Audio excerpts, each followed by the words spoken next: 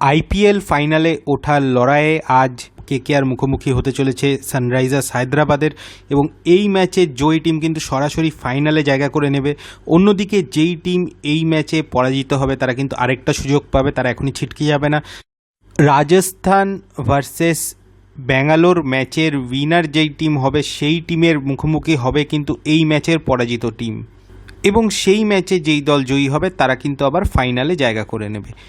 আর এই ম্যাচে নামার আগে কেকেআরের কিন্তু অনেকগুলো চিন্তা রয়েছে, তার মধ্যে ডেফিনেটলি একটা চিন্তা অবশ্যই কেকেআর টিমের কিন্তু ম্যাচের মধ্যে না থাকা। লাস্ট দুটো ম্যাচ বৃষ্টিবিঘ্নিত হওয়ার জন্য টিম কিন্তু মাঠে নেমে পারফর্ম করেনি, তো ম্যাচের মধ্যে কিন্তু নেই কেকেআর ক্রিকেটাররা, তো এটা অবশ্যই একটা চিন্তার ব্যাপার। আর এছাড়া সবথেকে যেই বিষয়টা নিয়ে কেকেআরের কিন্তু চিন্তা থাকবে সেটা হচ্ছে ওপেনিং স্লট, কারণ কেকেআরের ওপেনিং স্লটে কিন্তু ফিল সল্ট এবং সুনীল নারিনের যে পার্টনারশিপ সেটা কিন্তু একদম সেট করে গেছিলো প্রতি ম্যাচে, তাদের মধ্যে একটা আন্ডারস্ট্যান্ডিং ছিল।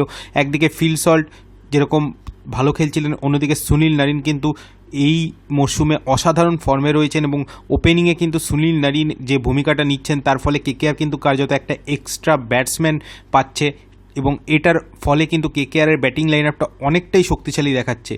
এবং কেকেআরের ব্যাটিং পাওয়ার প্লের সময় সুনীল নারিন এবং ফিল সল্টের পার্টনারশিপ যেভাবে এফেক্ট ফেলেছে রান তোলার ক্ষেত্রে, সেটা কিন্তু অবশ্যই একটা কেকেআরের জন্য প্লাস পয়েন্ট ছিল। এখন ফিল সল্ট চলে যাওয়ার পর সুনীল নারিনের সাথে ওপেনিংয়ে কে আসবেন সেই একটা বিষয় তো আছে, এবং যিনি আসবেন তিনি কতটা মানিয়ে নিতে পারবেন, কতটা রান করতে পারবেন সেটা নিয়ে কেকেআর ম্যানেজমেন্টের কিন্তু অবশ্যই চিন্তা থাকবে। আর অন্যদিকে কেকেআর ম্যানেজমেন্টের আরেকটা যে চিন্তা হবে সেটা হচ্ছে যে আরেকজন ওপেনিং ব্যাটসম্যান কে হবেন, সেই জায়গায় ভেঙ্কটেশ আইয়ারকে কি ওপেনিংয়ে নামানো হবে নাকি টিমে রেহমানুল্লাহ গুরবাজ আসবেন, সেটাই হচ্ছে বিষয়। রেহমানুল্লাহ গুরবাজ আসার সম্ভাবনাটাই সবথেকে বেশি, কারণ তিনি ফিল সল্টের লাইক টু লাইক রিপ্লেসমেন্ট এবং অতীতে তিনি কিন্তু কেকেআরের জার্সিতে ভালো খেলেছেন।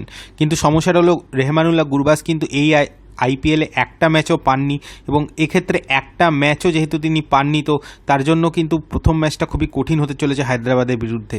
এছাড়াও কেকেআর শিবির কিন্তু চিন্তায় থাকবে হায়দ্রাবাদ ব্যাটসম্যানদের নিয়ে, স্পেশালি ওপেনিং দুজন ব্যাটসম্যান অভিষেক শর্মা এবং ট্র্যাভিস হেড, তারা কিন্তু ফেনোমেনাল ফর্মে রয়েছেন, খুবই ভালো ফর্মে রয়েছেন তারা, এবং তারা কিন্তু প্রতি ম্যাচে দুরন্ত পারফর্ম করছেন এবং পাওয়ার প্লেতে এতটাই রুটলেস হয়ে উঠছেন যে মুড়িমুড়কির মতো কিন্তু রান উঠছে পাওয়ার প্লেতে। তো এটা অবশ্যই কেকেআর বোলারদের জন্য অবশ্যই একটা চিন্তার বিষয় হবে।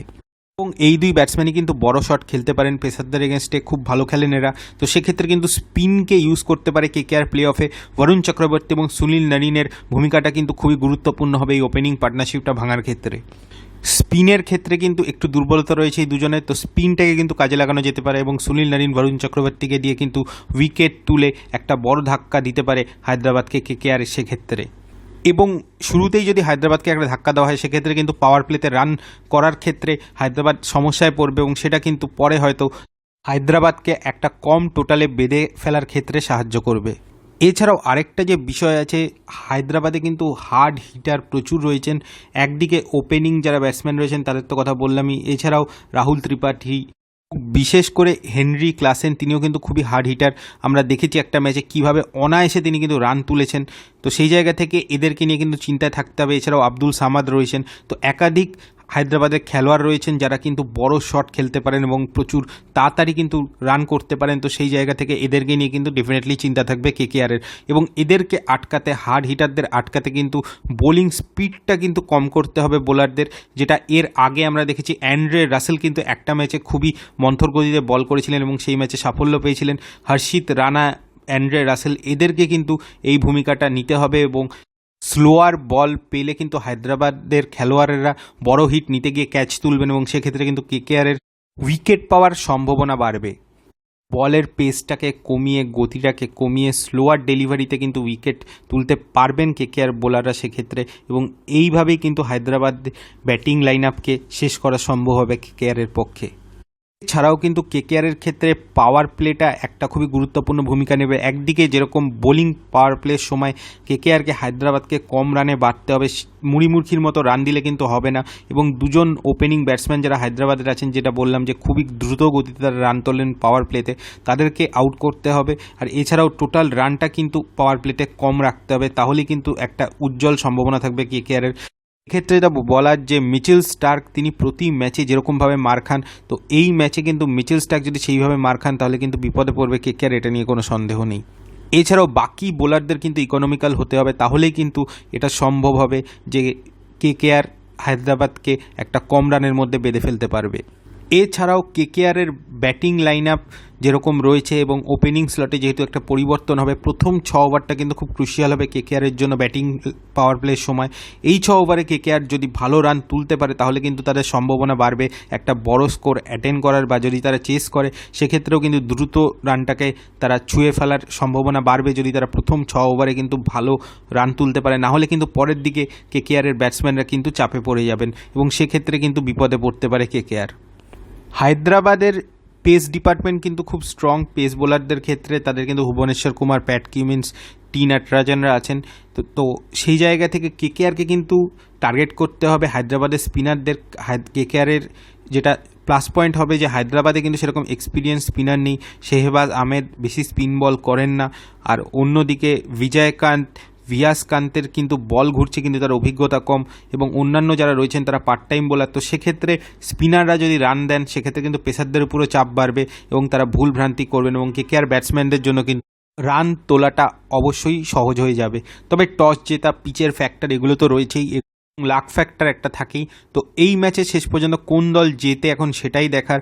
এবং কেকেআরের ব্যাটসম্যানদের মধ্যে আরেকটা যেটা বলার, যে এই ম্যাচে কিন্তু হয়তো নীতিশ রানাকে ইউজ করা হতে পারে, এর সাথে সাথে মনীষ পান্ডেকে যদি কেকেআর ইম্প্যাক্ট প্লেয়ার হিসাবে কোনো ব্যাটসম্যানকে আনে সেক্ষেত্রে কিন্তু মনীষ পান্ডেকে ব্যবহার করা হতে পারে, কারণ তার যে অভিজ্ঞতা রয়েছে আইপিএলে অবশ্যই এই ম্যাচে কিন্তু সেটা কাজে লাগবে।